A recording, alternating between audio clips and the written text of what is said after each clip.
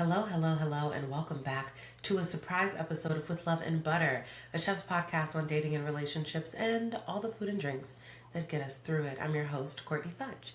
I'm a chef, a mixologist, a cookbook author. We'll talk about that in just a moment. Former corporate marketing baddie, culinary producer, formerly single girly of 2 and some change years, who is now happily in a relationship, and she's also relocating. And that's what we're going to be getting into today. So today's episode is a bonus slash secret episode for a lot of reasons. The main one being that I'm moving to Atlanta with my partner, the love of my life. And I'm from Atlanta originally, but that means that I am leaving the city of Charlotte, where I've been for the last year, almost year and a half. Feels like longer. It's actually shorter. It's also a weird, complicated thing. We're going to get into that as well. And yeah, we're just going to be unpacking some of the thoughts and feelings that I have on the last days in this apartment. So let's go ahead and get into the tea. But before we do that, this episode is not laid out the way that previous episodes have been. Again, because it's a bonus episode. And I really just wanted to kind of hop back in here and do what I know I do for me so well as I process what's happening in my life, which is give it language and take that language, and in order to make those feelings final but also open to a revisit, it requires me bringing it here, right? I think that something that people might not realize is that With Love and Butter has been a processing channel for me.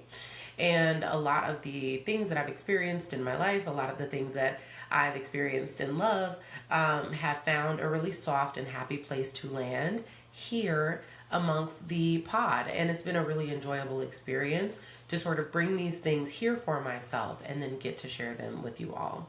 And so I wanted to be able to sort of process this crazy life change that is happening, because I know y'all know. I know you know. Because y'all were on my ass about it. Hey, Courtney, girl, where is Donde Está the podcast? Like, where are you, right? Like, you said you'd be back at the end of the summer. It is more or less the end of the summer, but this is not me picking up season 2. This is me adding an addendum to season 1. Because the last time y'all heard from me, there was just a man, right? Like, a man just kind of came up out of the wild, out of the blue, in a very interesting sort of way, shortly after I recorded the New Year's Eve or New Year's Wrapped episode last year, and dropped it on January 1. And so what has ended up happening has been a really wonderful, slightly insane, ordained series of events. It's been a really enjoyable experience. And it's also kept me quieter in public spaces while I do the work of thinking out loud in my private life. And so, let's just go ahead and get into the tea. We'll do a quick little recap. I also opened up my Instagram DMs yesterday for questions about this move. I've been very vocal about the move over on my other platforms and realized y'all had not gotten an update. And also, I just wanted to do something before I leave this space. I am looking around right now in my apartment, and y'all, there's nothing on the walls. This is the last wall.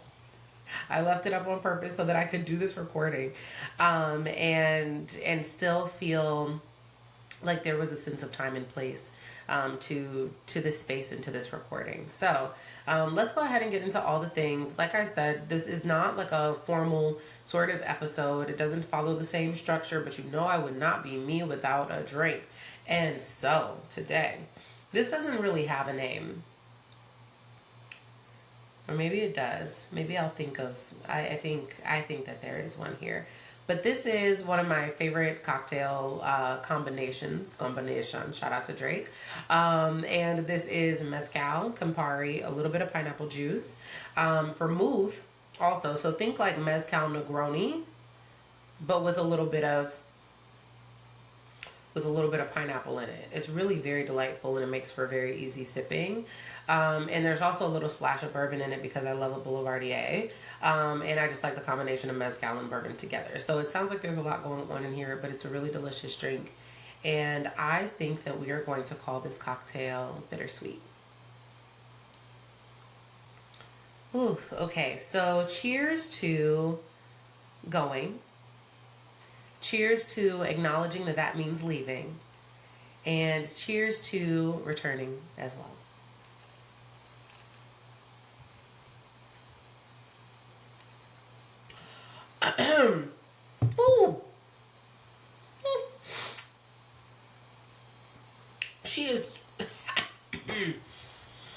Okay. I would also just like to note, you all, that I have a box here of Puffs Plus.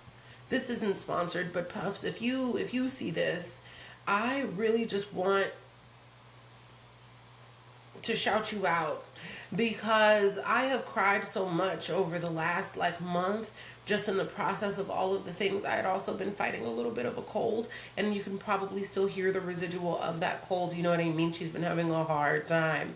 But while I've been in the processes of this and the next phases of my life, Puffs has really been holding me down because you know what it doesn't do? It doesn't streak my makeup. And I really appreciate that. Like, it doesn't leave like their little fibers on my makeup when I'm dabbing away tears. Puffs is really for the lover girls. Puffs is for the soft life era. Truly. Truly. Okay. So I've got my tissues on standby. I've got my drink on standby. I am armed with love and loving feelings, and I'm ready to go ahead and get into the tea. So, well, actually, I think I just need like one more drink. Oh, you guys, here's the thing. Many of y'all know that I pre-write the majority of what I'm going to say during these episodes, okay? It's very rare for me to go into an episode writing completely unscripted. Even when I'm doing my questions and answers, right? Like there's always an element that is written so that I can stay on focus.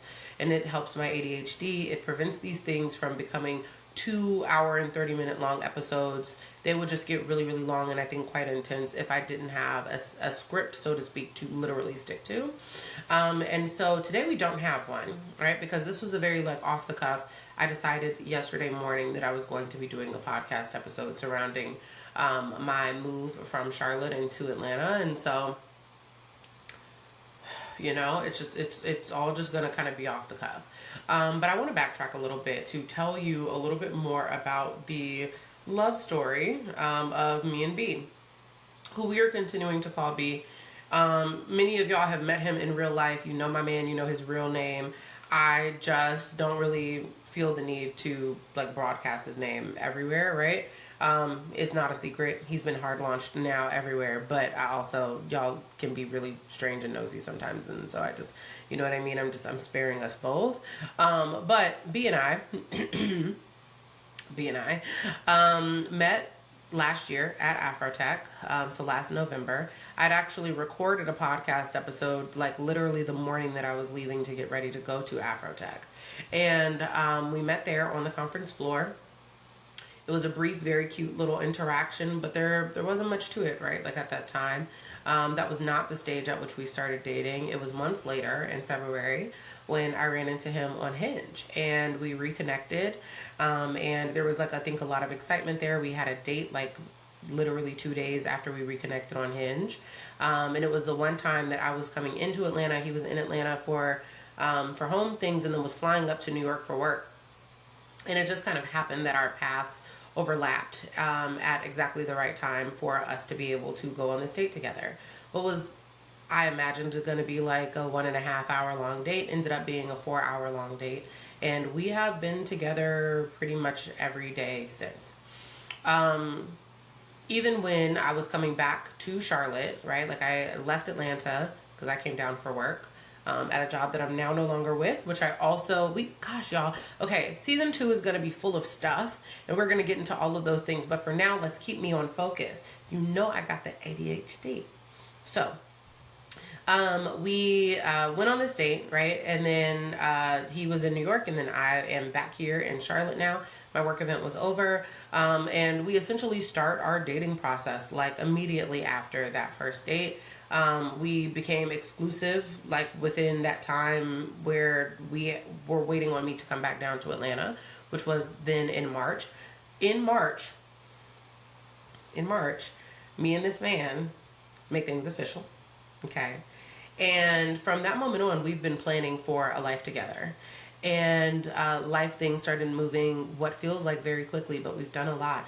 I met his parents within a week of my coming back to Atlanta, like that second time.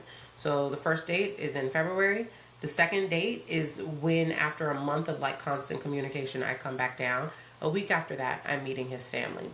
A month after that, he is coming here to Charlotte to meet my family, right? He's met everybody, except for my biological dad. Like my stepdad, I also call my dad, but he hasn't physically met my dad yet. But my dad's been also in a transition space in his life, and he's moved about the cabin and all sorts of things. So the timing just hasn't worked out yet, but they're in communication. They talk. My father is obsessed with him, and it's a really cool thing, right? And so all of these things are happening, right? Like at the same time. And we are trying our level best, our damnedest, to figure out what long distance between Charlotte and Atlanta looks like. So he's coming up here and spending weeks at a time with me in Charlotte. I am going down to Atlanta and spending weeks at a time with him there. And Atlanta is my hometown. It's where I'm from, you know what I mean? Like, I've kind of grown up all over Atlanta, but most notably pockets in, like, Kennesaw and Bankhead, right? So just like Pume, like she's a Cobb County girlie, she's a Fulton County girlie. And it never gave not doing both. Porque no los dos, right? So she's really just been living in the middle of all of these things, but Atlanta is home for me. And all of these other factors were kind of playing in. I'd left my corporate work in May, and so was going full time into entrepreneurship in a very like specific sort of way. One where I've been building the brand of With Love and Butter for the last several months, and was hosting events and starting to throw cocktail parties and was really gathering the community in like deep space. And all of this was accelerating under a timeline in which it was not even May yet. And like so much shifting had kind of occurred. And because of that, in our relationship, it was also occurring, right? So now we're kind of on this accelerated timeline. And at some point, and I'm not really sure when we decided this, but I think it was in late April, I think early May, we decided that we were going to move in together. Now, it was a series of two things, right? Or it was a combination, rather, of two things. One was the recognition that being apart from each other was as much of a time suck as like any other unpleasant thing we didn't want to do, right? Like being apart was requiring logistical labor, right? The actual travel back and forth to get to one another. And we're obviously spending money, right, in order to be able to do that. And in this economy, who wants to do that, right? Like we just did not want to continue to manage all of the logistics of having to do this back and forth for extended periods of time, right? So that's piece number one. But I think that that is the least important of the pieces, because the more important piece here is that we decided to step into a loving space with one another together, so that we could spend more time together, so that we could work toward marriage, so that we could like be very intentional about the ways that we wanted to spend time, build a family, build a life. We were building a life together, but in two separate cities. It was just becoming a lot more difficult. And so we felt like the thing that we could do, that was completely within our control, was to plan to share a space in a deep and permanent sort of way. And so that's what we've been working toward pretty much since the month of May. So we started the process of looking for places, looking around Atlanta. Charlotte was never really much of a consideration for us to live, for a lot of reasons, which we'll get into when we do this Q&A at the end of the episode, or not at the end of the episode, but like halfway through the epi, because I never saw myself in Charlotte in the long term, right?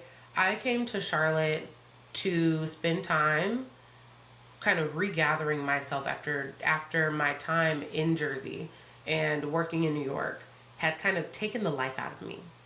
And I came back home to be re-loved, right, by my mom. I came back home to be remothered. I came back home to find some peace. I came back home to get a sense of self again, right? Like I think that there were just pieces of me that I lost in the fire of going, and I wanted her back. And I also had a lot of hopes I hadn't been able to name yet when I moved down here to Charlotte. And so I really just wanted the space to be a new person, right? Atlanta is where I'm from, and it did make sense because I do have roots there. to go to Atlanta. If we were looking at another city, I'm not sure that it would have made a bunch of sense right now to be trying to make such a big move for the both of us. But both of us have roots in Atlanta, and so it does make sense. And so essentially, that's what we had decided to do. We started that process. We do the things. We look at the places. We find a realtor. We did all the things, and then finally, we are in this space. So B has moved in ahead of me to this space. I was there for the move in. We got the keys, we did the things. It's been such a wonderful and like really lovely experience. And it requires a lot of transparency and a lot of intention and a lot of openness in a way that I think neither of us could have anticipated 6 months ago we would be doing right now. Right? I also am so excited about it. And it feels sometimes so crazy to say, like, 6 months really isn't a lot in the grand scheme of time, right? But also for how instantaneous our connection was, and quite frankly, how ordained it feels, because what we haven't talked about here were all of the other paths that B and I had to each other, but they were there and they were plentiful, right? They are there and they are plentiful. And so the getting to this space of trusting each other enough to be intentional about moving in. Like, this isn't a financial decision. This isn't like one of those, oh yeah, I'm trying to save money, the economy's hard, I just quit my job, what you trying to do? It's not like that. And it wasn't ever like that. It was like, I want you here. And when he said that to me, I had a really hard time kind of processing that. Now, because y'all, we have talked about my previous relationships before, then you know that I sort of struggled with this concept of being wanted and wanted out loud and being wanted overtly. And then here is this person who loves me so much I can literally see it on his face. And when he says he wants me here, which means Atlanta, I trust him. And when he says, I want you here and I want you around and we're building a life and I know what that means, when I say yes, I'm trusting me. And it feels like such an interesting, it's such a new dynamic, you guys. Like, sometimes I really just like sit and I marvel at the fact that like this is what's going on in my life right now, because I didn't have the language to know what to hope for when I found him and when he found me. Like, I didn't have that language in full. I had a lot of hopes and they didn't have words. And, and I wasn't sure what sort of partnership I might ever get to based on the sort of partnerships I'd been in. And I'm learning so much like about myself and about what it truly means to be partnered and to be a teammate with someone and to show up in a vulnerability and an intimacy and a deep care and all of these things. And I know y'all didn't really like plan on hearing me just kind of like ramble about this off into the ether. So I get it, right? If this feels kind of unstructured and long, but I also really just wanted to contextualize, like, this has been really a hell of a process in the most wonderful ways possible, and also in the most self-aware ways possible, in ways that I didn't really think that I had, right? Like, I thought I was a pretty self-aware girly. Like, she's a little delusional, but like it's fun, but like it's charming, right? Like, I thought that like I could just kind of move through the world with a sense of emotion that is backed by logic, and that would be enough for me to manage my most vulnerable caretaking of myself and others. And I have learned over and over again in the space of this relationship that is simply not enough, right? It does not just require an awareness of the self. It requires self-accountability. It requires the desire to be accountable to and with somebody else. And baby, let me tell you what, it's hard. It is hard. And it is also rewarding. And it is also lovely. And it's not hard in the sense that when people talk about hard, they're like, oh yeah, my partner, he be cheating a little bit, but I love him, I'm gonna sit beside him, relationships are hard. No, baby, that's not what I mean. That's not what I mean. I mean hard like it requires you to take a magnifying glass to your chest, right? And really identify some things and let the sun shine some light on some things that you had no intentions of ever talking about with maybe anybody. And undoing shame and being vulnerable on purpose and not backing away when you're being vulnerable by accident, because that's also a very scary thing. I have found myself compulsorily sharing things with this man that I didn't think would ever come out of my mouth. things I thought were just like limited to the deep recesses of my brain that I still could not put language to. And he brought those out because he made me feel safe to bring them out. And so when I thought about living with him, it was a no-brainer. Now, initially, because I think it's kind of funny when we're talking about it from like the time difference between like May and now about what kind of prompted that decision making. But at first I was like, you're getting settled back into Atlanta. I want you to have some time to like live in Atlanta alone. And we were out with friends at dinner when I had like repeated that. He'd already heard me say that before. But we were with friends over dinner, and he looked at B and was like, nah, man, like, y'all are already doing all the things. It literally just does not make sense for you to do that. Like, Courtney, I understand you wanting to give him the space for that. But it sounds like his mind is made up and he knows where he wants you. Ooh, it's interesting, right? One of these days we'll have to unpack the ways that we reject ourselves before other people have the opportunity to. But you know, it's not this episode. Not this one. Okay. Anyway, and so something that I think has been very interesting, and the reason why we're even doing this podcast episode to begin with, in this apartment when I only have 2 days left in it,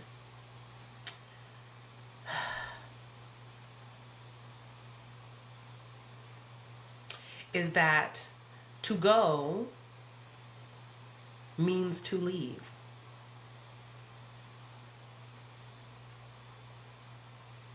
In order to go, you must leave. And the way that you leave a thing determines what your relationship is to the going. And so, I am processing this out loud because it is the thing that I have and always will give to myself. Not because anybody else is trying to keep the language from me, but because it is my gift back to me always. And it is so much fun to be able to sit here in this home that I moved into last year in August, right ahead of my birthday. And I've just had another birthday. I am now 29, and I am leaving here to go live with the love of my life. And I cannot believe that I am this lucky. I cannot believe that I get to do the work of becoming further alongside him, that I have already done the work of returning to self, and that I get to bring a whole, full me into any new space that I occupy, whether it was going to be this one or the one in Atlanta or some other random liminal space, you know, whatever, out in the world. And it's been such a joy, right, to be able to make a place a home and to make a home out of yourself in the process, which I feel like are two things that I have done here that I have not been able to achieve in any other space in my life. No other apartment that I've ever lived in before, even my Jersey City loft, which was absolutely stunning. I just loved it. I loved it down, but it never felt like home. It never felt like home. I always felt like somebody was supposed to be in it with me. And for whatever reason, did not realize that what I was saying was that me being on my own in that space was not enough. It wasn't enough. I couldn't ever make it feel like enough.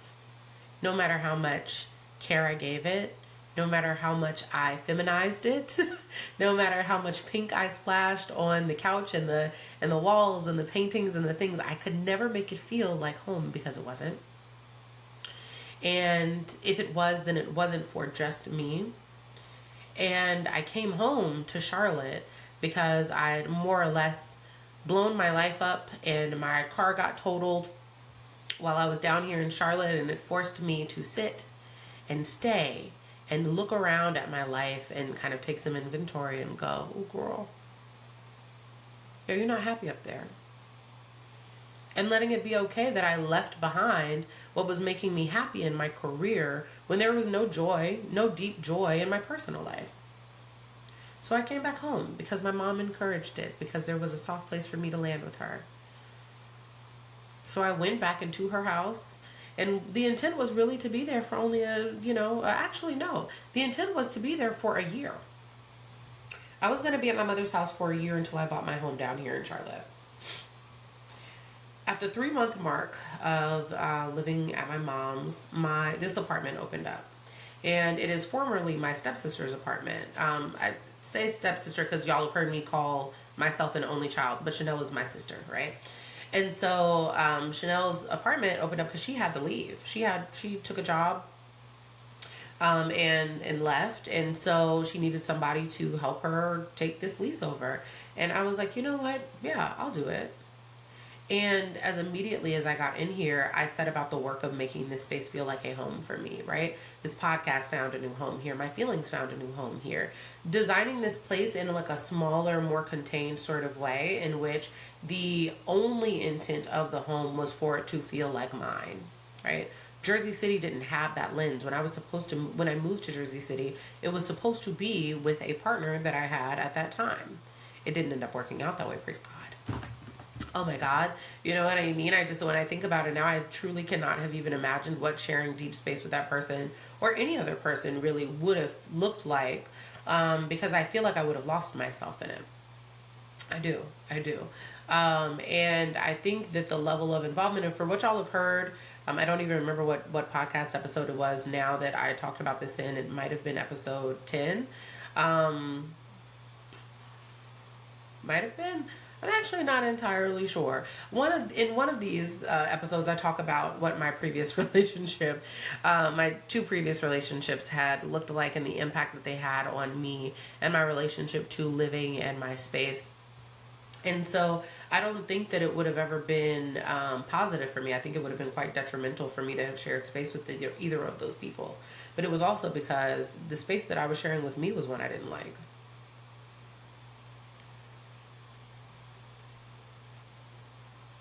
The space that I was sharing with me was not a likable space, right? And so moving in here felt like I'd given myself a clean slate. I went back home. I spent some time with my mom. She and I spent days loving on each other, pouring into each other, asking the harder questions, reestablishing our relationship. I feel like I am a stronger woman because I've had the time to spend getting remothered by the woman who is penultimate in my life.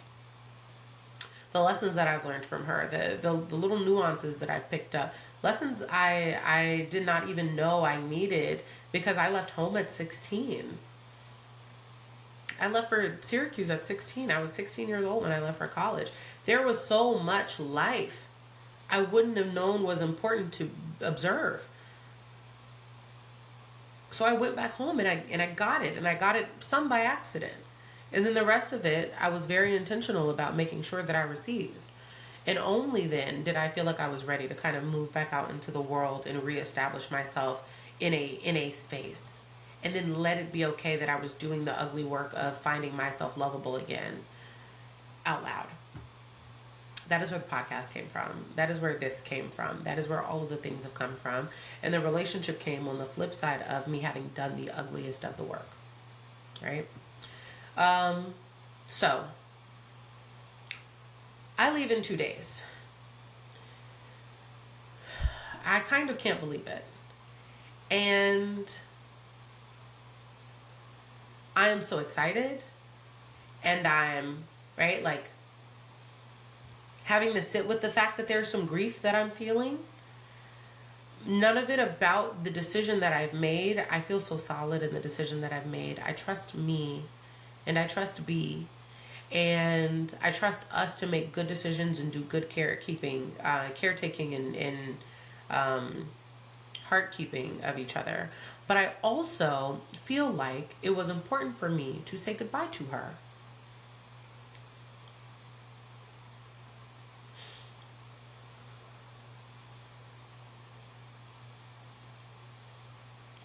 Right? Like, it's the end of an era. And it wasn't always a good one, but it was a damn good one, you know? And it's so interesting to be so sentimental about something that I'm so happy about. But I truly could not have guessed that this is where my life was going to be taking me, and certainly not right now. Certainly not right now. Like, I just about recommitted myself to another year of singleness when B came up. When B showed up in my life, I was like very certain. I was like, I'm readying myself to be a husband's wife. right? Like that's because that's really the only sort of wife I think really anybody wants to be. If you're gonna be a wife, you want to be a husband's wife, right? Like you want to be like loved deeply and all of these things. And I felt that so strongly. And I was like, okay, I got some more work to do before I'm ready for that. Before I'm ready for that. And he came into my life, and immediately it felt so easy to start getting ready for that. And there was already the work that I was doing for myself for that space. But it was just such an interesting sort of shift, right? It's an interesting transition. Nonetheless, I came back to Charlotte after me and B moved in the first part of our things into the space and into our home. We have a really beautiful townhome. Shout out to Puffs. And I came back so that I can, gather the rest of my things from this apartment, kind of close up shop, wrap up the things, touch up the paint, scrub the floors, get the baseboards, do all of the stuff, clean out the oven. Oh, clean out the oven. It's really just intense in there. She be cooking. It's a lot going on, sisters. But I came back and really just wanted to say my goodbyes to the people who have loved me well and loved me best. Say goodbye to my girlfriends in earnest, right? Like in a deep sort of way, because I'm going to miss them so much, right? Like we'd spent just about every week together for the last almost 2 years because my time back in Charlotte, I'd spent multiple months in Charlotte, like throughout the pandemic and all of the things. So me and my girlfriends here had gotten like really, really close. And so this evening, even I've got dinner with two different girlfriends to say my goodbyes and round out my life and love on my mom and do all of the things. And my mom comes to Atlanta all the time. So I'm not worried about where her and my relationship is going to go or like where it's going to look like. I'm never not going to see Teresa. You know what I mean? Like she's welcome at the house. She's welcome wherever. It just is what it is. She is a fixture in my life. I do not ever anticipate that changing. I will not be able to drive the 40 minutes to go see her on a Tuesday in the middle of the workday though. And I'm grieving that. I'm grieving the random, hey Ash, do you want to come over? Hey Lauren, do you want to come over? Do you want to do a girls' night in? Or do you want to do a girls' night out? We down at Stats, we getting lemon pepper wings, we doing a little hookah. Yeah, little hook, right? I am grieving my car wash membership because them people are not national, right? And it's a lot of little things. It's a lot of little things, and they sound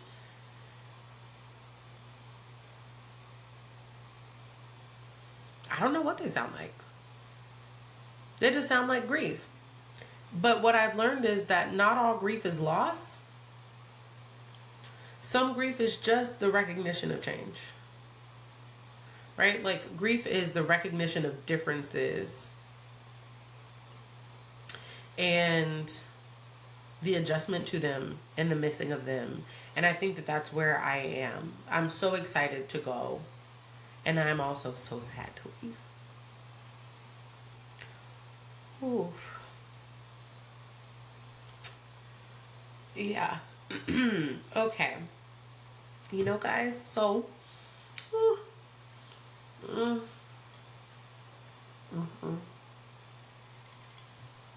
she's diluting. The cocktail is diluting. That's wonderful for me. Listen, I've only got 37% before this laptop just dies. So let's go ahead and get into this Q&A. I know that this is probably the most unstructured y'all have ever heard me talk outside of my TikTok lives. I hope that this is cohesive and easy to follow along with.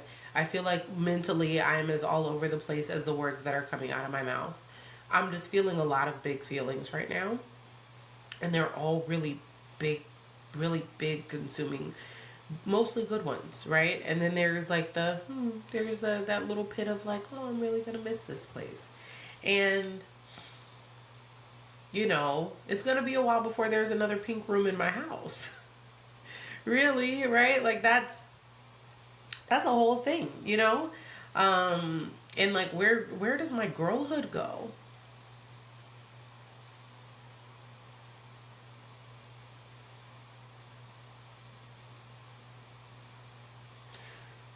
I just got her back.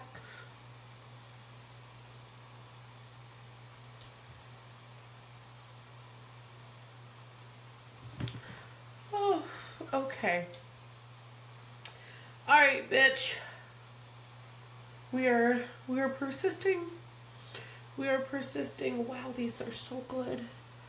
Oh, we're just gonna what? Oh, she's a dramatic girly. This Barbie's a crier. Okay, so let's go ahead and get into the tea, right? Like I know that y'all have Q's and A's, and I always felt like I really wish somebody had been talking more transparently about the emotional piece of the move-in process, right? And like letting it be okay that you're walking away from two lives as single people and like merging a life where you are a unit financially, um, emotionally, spatially, geographically, like all of the things. Like I've been really enjoying me and B getting mail with both our names on it. Like I'm loving it so much. It's such a blast. Wedding invitations and all sorts of things are coming to us with like both of our names on it. And I think that that's really cool. And every time I see it, it feels like I know I've made the right decision. And also, I wish that I had heard more people, more young women or women who are on the younger side, recognize 29 is not necessarily young, but it's certainly not necessarily old. And I really wish that we would stop calling people above 30 old anyway. We just have to, everybody relax, you know what I mean? But anyway, I wish that I was hearing more people who are making this decision kind of talk about what brought them to this sort of decision making. And so that's what a lot of these questions that I have are about. So again, as a reminder, I opened up my Instagram DMs for a lot of Q&A, and I got like 30 something questions. We are not going to do 30 something questions. I'm probably going to pick like my favorite 10 to 12, and we're just going to like breeze on through it. Okay. So, all right, let's go ahead and get into this one. I like this question. So how does it feel to live with your significant other after living on your own? It feels like some of the mental labor of figuring out the logistics of our relationship is off our shoulders. And it feels like such a weight has been lifted. Now, I know for everybody that's going to look a little bit different, but for us, because we were like semi-long distance, and by semi, I mean we were pretty much together all the time anyway, with maybe just like a week apart here or there, but I was always in Atlanta, he was always in Charlotte. But even that, like the logistical processing that you have to do in order to figure out flights and okay, well, how often am I going to see you, and when we're here, where are we staying, and what are we doing, and like do we have any other things.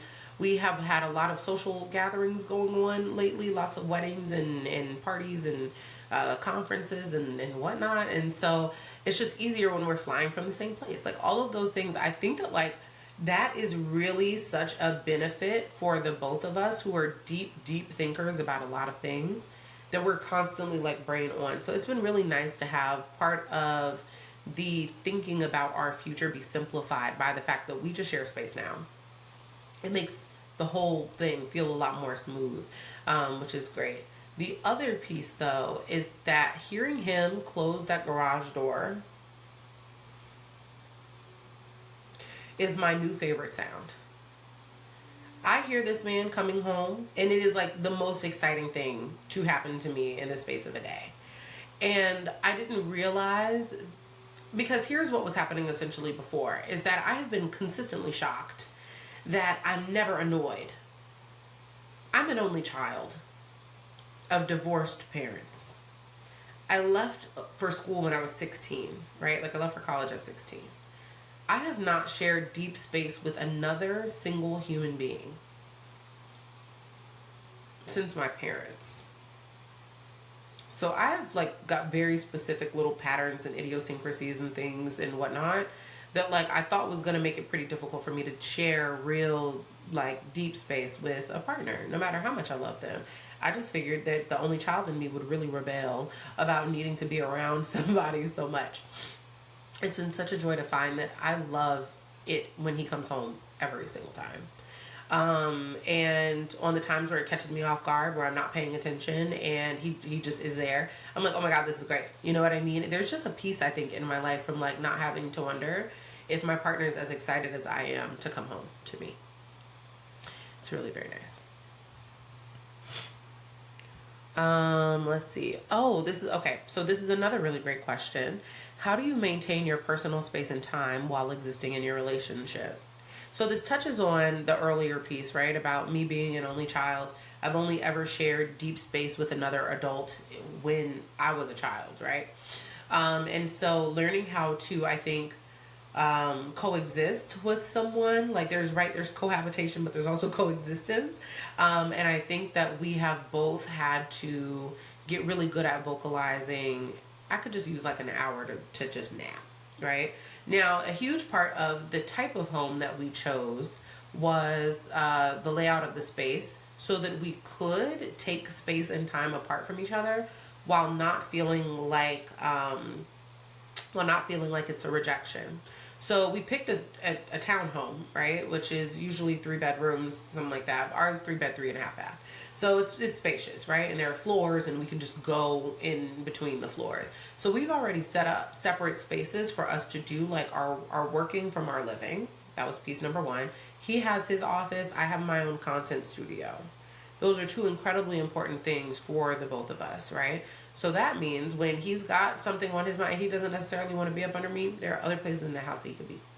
And the same thing is true with me, right? So I feel like that's something that's really important. And I feel like because we were so intentional about trying to, I won't say like fireproof, because we really want to be apart from each other so far. But there's going to be a day where we're just deeply irritated by each other. And I wanted us to have the space to have that irritation and that desire for space without it feeling like a rejection or an act of rebellion to us living together, because you don't always want to do all of your things in front of someone all the time anyway. So we made sure that there was enough space in the home for us to be able to do those things and feel independent without it feeling like a slight toward the other person.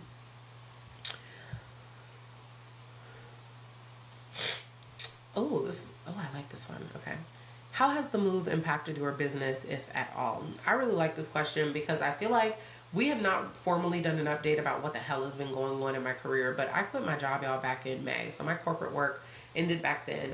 Y'all know I had a contract as a marketing director for a food tech app. And I let that contract end. They at some point wanted to bring me on full time. Back in February, I told them I really want to pursue entrepreneurship full time, so I will be leaving in May. I left in May. And so since then, I have been dedicated full time to entrepreneurship and content creation. By content creation, I mean writing my cookbook, which early enough, A Southern Girl's Love Letter to Brunch Banter and the Perfectly Paired Cocktail is out.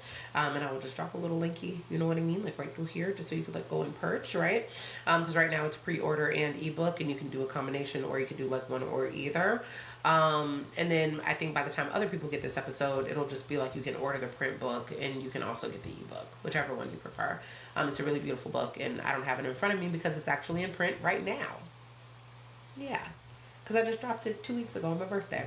But anyway, so I think the move is going to be incredible for my business.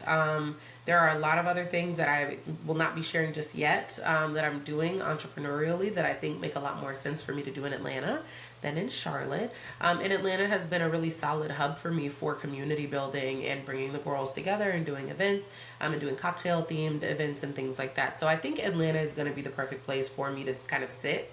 I'd known that for some years, that if I did stay in the South, Atlanta would be where I landed, probably. It was either there or DC. And I feel like DC, from an industry perspective, is so deeply political. I wasn't interested in navigating that. Whereas Atlanta has more entertainment, and I think a really decent amount of like creativity, right, in the culinary space. It makes sense for me to be there. So I feel really solid about the decision to move to Atlanta, even in the midst of the changes that have been going on in my career. Charlotte does not make sense for the sort of work that I do. I think Charlotte has creative communities, but does not have a creative industry. And the difference between a community and an industry is really the money that circulates through it. And so I need to be where the industry is and not necessarily where the community is, because I can still have that. But I got to go where the funds are. You know what I mean? Do you feel anxiety about relinquishing part of your control over your space to live? And what has the conversation around that looked like? Well, I think anxiety might not be the word that I would use to describe some of what I've been feeling around control of the space. I think I'm very used to, again, living independently. I'm an only child. I've lived alone pretty much the entirety of my life, right? And so it's very rare for me to be making decisions about my home space with someone else deeply, deeply in mind. So it's a totally new thing. And I think what I'm learning is it requires even more communication. Things that are inherent to me to do to beautify a space are not necessarily inherent to my partner, because he doesn't know the way that I'm thinking about this. He has come into this home and he knows that I like nice things, but most of the things in this home were pink, right? So it's not really a clear reflection of what that would look like if we were to blend this space. And so some months back, I had actually put together a Pinterest board for the both of us. Now, I know that this is about like space and not just decor, but I'm touching on decor for a little bit. Months ago, I started putting together our Pinterest board, right? And so it was just a place for me to sort of like collect all of my thoughts and gather inspiration for more neutral spaces that have touches of masculine and feminine, and like gorgeous deep greens and gorgeous shades of coral and orange and like that Campari color that you know I love so much. And wanting to put all of those things kind of together so that they were more easily understood, like visually by B. And I felt like that was really important so that he could kind of get into my head about what sort of things I valued in design and in a living space. And so every so often we would go through said Pinterest board and I'd be like, what do you like? What don't you like? Literally at some point having to force him to sit down to do it, right? Because he's been busy, we've both been busy, we've been preparing for the logistics of a move, which by the way, y'all, is taxing. And people don't talk about that shit enough. But the decor piece feels a lot more frivolous in the conversation around living together, because some people are really excited about that. Other people are just like, I'm just trying to get these details handled. We both were in a space of just trying to get the details of the living space handled so that we could move in and then figure out the decor things later. But over time, we would start going through those, we would start going through the board, and I'd be like, okay, well, what do you like about this? What don't you like about this, right? And then I can start to kind of like parse through themes for him about what he enjoys, and then I can figure out in there, where does my style, one, fit, and then two, also recognizing that I'm definitely taking the lead on style curation in the home. But including him and involving him in my decision making is also part of good leadership, right? And so B leads our household, but I lead the tone setting. And so you have to over communicate, right, in order to build trust. And I think that that's been like very interesting. It's been easier to do than I thought it would be. I certainly still don't feel anxious about it, but I think that there is a learning curve. Like I could have a cart full of stuff online, and now, just as a gut check, I run it by him. Hey, what do you think about these things? And it's not because I need that man's approval. He's never made me feel like that. I don't feel like that. But I do feel like the point of blending lives is to truly blend them. And so that means that, like, oh, there's this other person that I'm gut checking with before I act on something that is going to impact the way that we're both living. Even something as little as like, do you like these bathroom mats? Which some of the minutia I won't bring him into, but for the early tones and like setting of the stage of it, yeah, I'm gonna run it by you. You know, eventually you can tell me to stop, but in the meantime, I'm gonna run it by you. So yeah, but I think relinquish is, I think, really a choice word here. I really like this word for it, but I don't feel that. I don't feel like I'm relinquishing. I feel like we are figuring out what to align on. And a married couple that we're friends with gave us the advice of like, it was very casual, so I don't even know if Taylor remembers that she said this to me, but she was like, there's something that's more important than compromise, and it's alignment. So I don't want to be in too many situations with my boo where I am figuring out like one of us is losing, right? Like I don't want to be in too many situations with my man where one of us is losing on something and so it is a compromise. I want to figure out what it looks like for us to both like something so that it's alignment. And I really like that word, right? So like he and I are aligning over the spaces in our home that make the most sense for us. For example, B is technology down, right? It makes sense. He works in tech. He is into all the bits and the bobs and the things and the automation and making sure that the stuff talks to each other, and he'll probably do automatic blinds. That's great. I'm down at CB2 buying us a dining room table. I'm making sure that the flow of greens from one side of the main floor goes all the way to the other and then matches the wallpaper in the bathroom.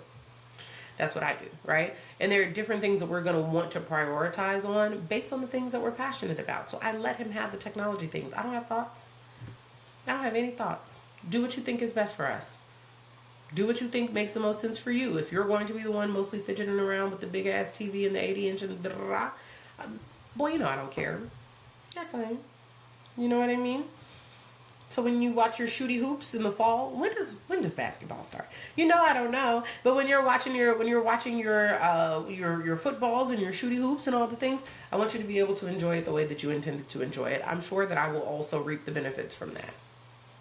I know that I will. When our home is beautifully designed and functional and flows, right? And it feels like the sort of house that you can step into and easily just like relax into, he benefits from that. We both benefit from it. So I think that like the alignment has actually been very easy to do here in this space. I think the one thing, and I was talking about this earlier, is where does my deep, deep, deep girliness go? I don't actually know, right? I think that my content studio will hold some of those elements for it, right? Like he'll have his office space, I'll have my content studio. And I think my content studio is gonna like do some of that, but also where it sits in the house, it's still fairly visible. And so I want it to not feel like a girl cave, right? I want it to feel empowered by the house, right? And like by the themes in the house, and also still feel like me, and also still have the occasional pop of like a soft pink, and be an enjoyable soft place for me to land and come and do my work and feel inspired. So I think that's really what that is. But yeah, no anxiety about it. And I hope that answered the question. I feel like that was a very long way to answer that. Were you always open to living with a partner before marriage? Yes, pretty much. I was always open to it, but it had never happened before. And so yeah, I'd kind of always I have my personal philosophy about living together before marriage, and I've always felt like I've never felt like marriage was the thing that was going to keep us together if we decided living together didn't work. If living together is so terrible upon marriage, we can go to the courthouse right now, right? Like if it's like that, I never want to be in a situation where I feel forced to do something because I've signed paperwork. And I've always felt very strongly about that, particularly as a child of divorce. Some people do not live compatible lifestyles. They just don't. So I'd always felt like that was something that I wanted to know about my partner prior to living or prior to marriage, was what do our living styles and our compatibilities look like. Now, because B and I were long distance, we were spending 3-4 weeks together at a time in our respective homes and hometowns every single time we saw each other. So I knew a lot about his general cohabitation patterns, right? I knew a lot about the sorts of things that he considers and cares about and does. I also know that he's an incredibly tidy man who makes sure that like I do not have to tell this man to take out the trash. Now that seems like the bar is in hell. However, women talk all the time about something called weaponized incompetence, right? And so often women fall into relationships in which their partner just does not do the things that are required for two adults to live in a space happily and successfully, right? One of the first things that I was looking out for when B and I got together, and started spending time together in a deep way, were the sorts of things that he just knew to take care of because they needed taking care of. Not because they're gendered, not because it's the trash per se, but because he was already like aware of what is required to share a space slash be in its space independently, right? And so he brought those things and that energy into our like living arrangements when we were starting to look for places together. And it just became very easy to like say yes to it because I knew that I'd be coming into a space where I'd be deeply considered and where I wouldn't have to do all of the mental load bearing by myself. And then there were a couple of questions about how we are actually managing the moving in process to our space. And I want to talk about that a little bit because I think it's kind of interesting. I think it's kind of cool. So, someone asked, the two of you have had households set up prior to the move. Did you get rid of duplicate things or did you store them? It's a great question, and I feel like on its face it seems like a very simple question, and it is a simple question, but I feel like people don't talk about it enough, and that's why I'm going to. So, we decided pretty early in because B stuff was a lot of it was actually in storage from his move down from New York. And so we had both decided, like, okay, cool, you are going to move your things in first so that you can, one, go through all your things and then remove any things that we either have duplicates of or now that you're seeing it again, you just don't like it anymore. Which I think was really helpful. Because I had time here on my lease to come back and kind of wrap things up the way that I wanted to and kind of space them out, I'd already known because I was living amongst my things what I wanted to keep and what I didn't. So we were very aligned very early on about what sort of things stay and what sort of things go and all of the things. And that made things very, very, very easy for the both of us. But something that we had considered was my things coming down and some of my other pieces being in storage while we figured out what made sense in the house. But we didn't end up doing it that way. There's just not a need. He had considered us just kind of keeping a storage unit around for the first couple of months while we figure out our things and move things. And I'm like, honestly, if there's anything that we're getting rid of, it should just go. Right? Like, it should just go. There's no point in taking up space and paying for space. It should just leave. So yeah, it was very easy for us to kind of consolidate the things. And yeah, we're not storing any of the stuff though. But in terms of we're both bringing things into the space. So like his couch is like my favorite thing in the world. I love his couch so much. It's like a Joybird, the deep seated cushioned like Joybird couch, gorgeous shade of emerald green. The moment he told me about it, I was like, yes, right? Like, of course that's coming. Because I wanted a green couch in our home anyway, so something like that makes a lot of sense. Whereas, my couch here is like a denim blue. It doesn't make sense for our space. There are like certain beds, certain furniture pieces. Like, I didn't want to bring all this stuff that had been with me for so long into a new space. I felt like we wanted to just like set a budget aside and then just shop for things that we knew that we would both use. And also these pieces will be investment pieces in our like first real home, like, right? Like the home where we will have our kids and things. Like we just wanted new stuff and all of it to be as cohesive as possible. Now, something that is coming like primarily for me is like decor. Fun little lamps and things like that. They're coming mostly from me, but that's because I have so much of it, and me and my mom are decor gurus. You know what I mean? I've got a lot of art. I've got a lot of like lamps and mirrors and like really beautiful, like very elaborate, very expensive mirrors, and vases and all sorts of stuff. So like the little accoutrements that make a home feel more thoughtfully designed and decorated. That's really where I'm leaning in. And B brought a lot more of like the function and like in pre-existing big furniture. But we are going to continue to shop together, and I'm really excited about it because I think it's such a fun process. So, as I'm seeing all of these questions, I feel like there are a lot of them that are actually kind of asking very similar things, right? About the anxieties of moving in with a partner and what that means for your independence, about how to balance your space with someone, about what it looks like to prepare to do that moving in process, which is something that he and I together are going to unpack in season 2 of the podcast. So, there's a question here that I really, really like, which is asking something deeply related to the theme of today's podcast episode, which is what have you learned or taken away from each move in the past few years? Now, y'all, I have a lot of thoughts on this, but there is a recurring theme, a through line for sure, in each and every move that I have made. So whether that was from going to Atlanta for the very first time, like leaving home at 16 and going away to college and setting up my first dorm room, and then leaving college eventually, after graduating and whatnot, and moving into my first place in Jersey and then leaving there after 2 years and going to my loft in Jersey City and then leaving there and then coming back home, right? And then so shrinking, consolidating all of my things. And then finally moving out into my own place again, just to be moving in with a partner a year later. I think the through line here is to take up space. I think that the through line in all of what I've learned about moving, about going, and about leaving in every single space has been to take up space.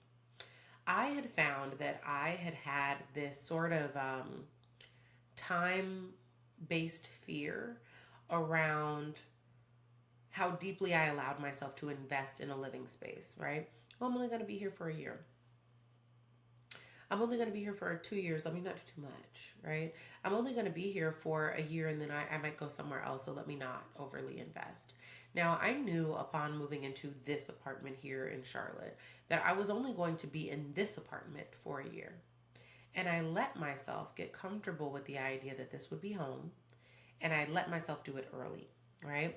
So I think something that would happen is I'd be in a space for like 6 months and then be like, yeah, I'll probably be here for like another year, right? And then decide to start making those deep investments in the space. So while it was very fun for me to decorate, I wasn't necessarily hell bent on turning a space into a home.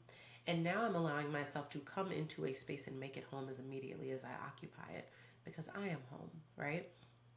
And so I think that there's been a lot of development that I myself have just had to do with the comfort that comes with being in a new space, a new environment, and allowing it to be home to me. It's just,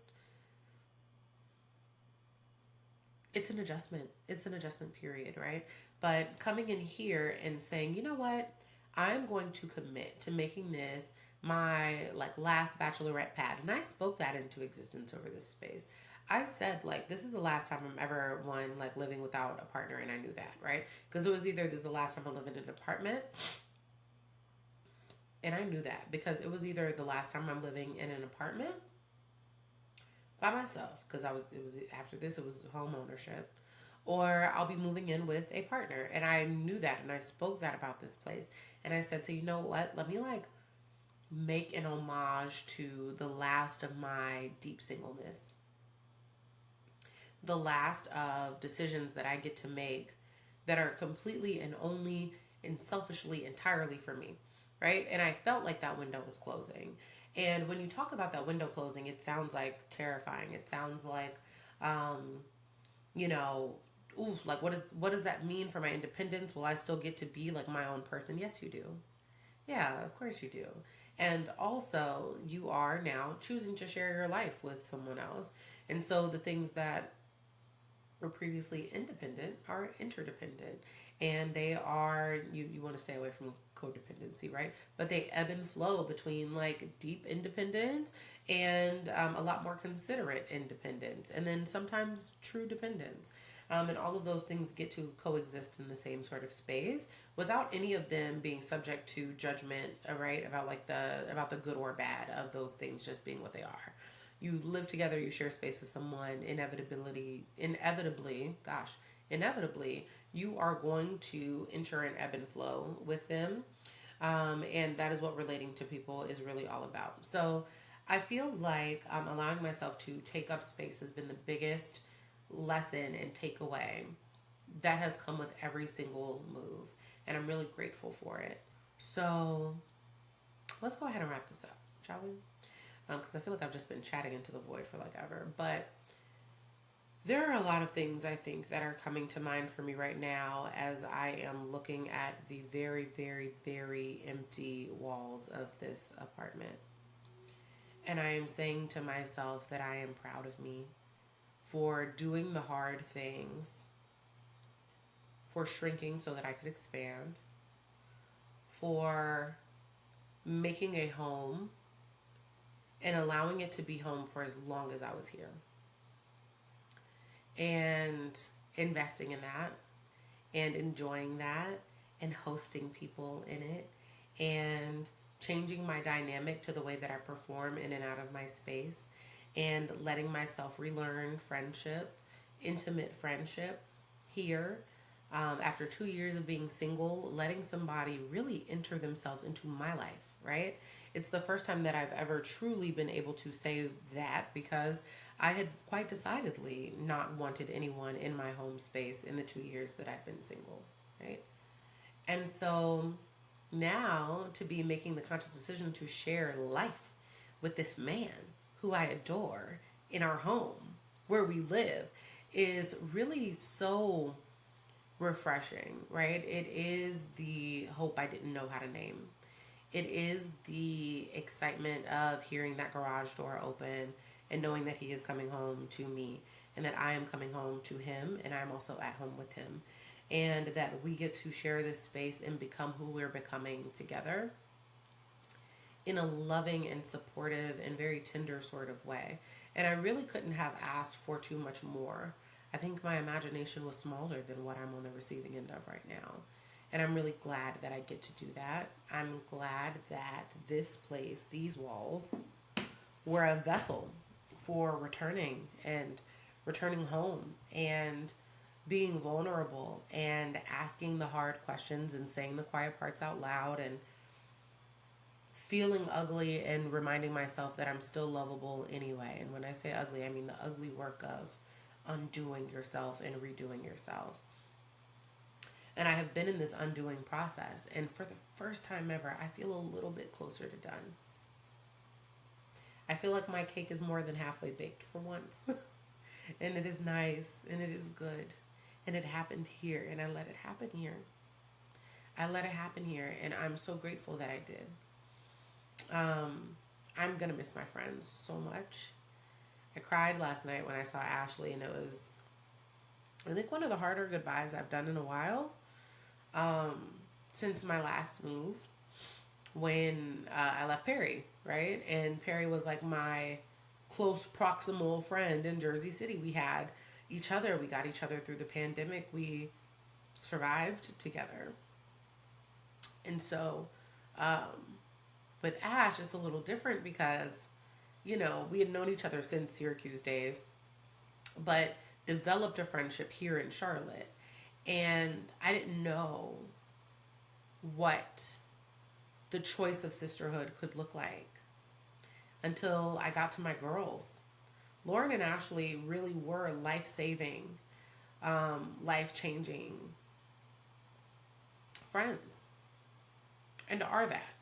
And our relationship is going to change, and hopefully they'll come and visit in Atlanta. There's a home and a room and all the things for you guys, and I hope that y'all know that. You know what I mean? You raggedy bitches better come visit me. Please and thank you. And I'll be back here to Charlotte because obviously my mom is here and my girls are here, and a part of my life was here. Part of my life was here. But I will not be returning to this space.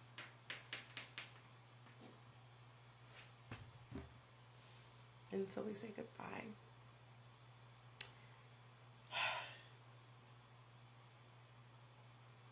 And so we say goodbye. So, you guys, thank you for joining me in this journey. Thank you for being here, while I have loved myself and found my voice and found my look and my style and my approach and found some wisdom and found some silliness and some goofiness and some joy and all of the things. I mean, really, it's just been such a whirlwind of a life. But it's especially been a whirlwind of a year, and I know for sure I couldn't be doing the things that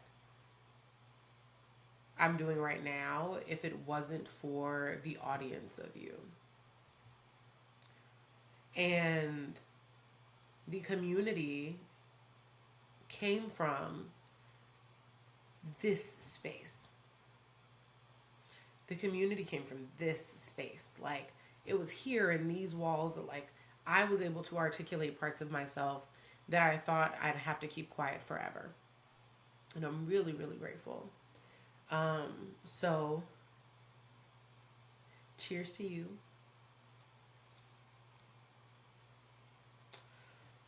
cheers to 2083. And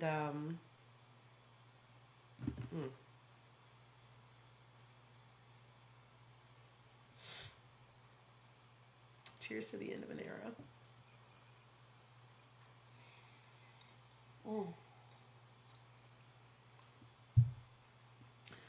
Oh, you guys, okay.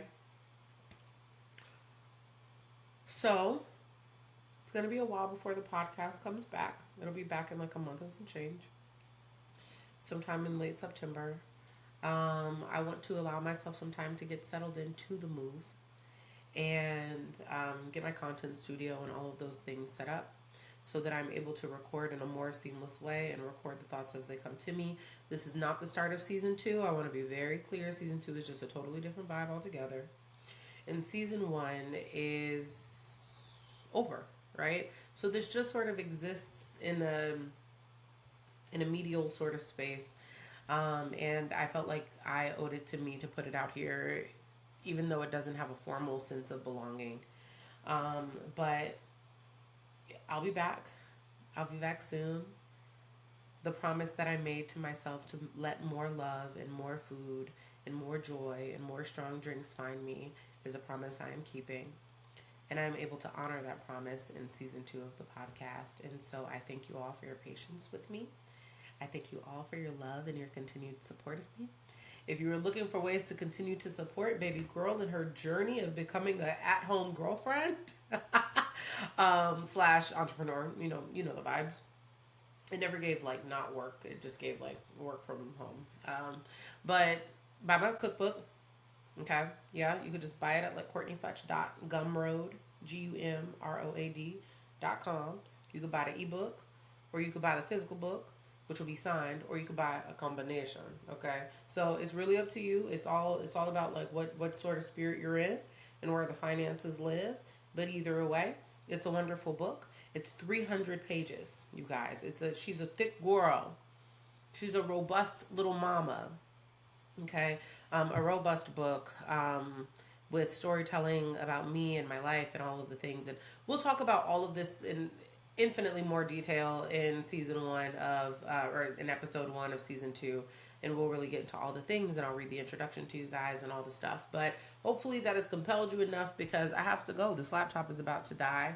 And I have to go get drinks and Mexican food with my homegirls and say goodbye. So I love you. Love you, Mina. Yeah. You know what I mean? You know what I mean. You know what I mean. Y'all have known what I meant better than just about anybody. Guys, I'll talk to you later. Bye.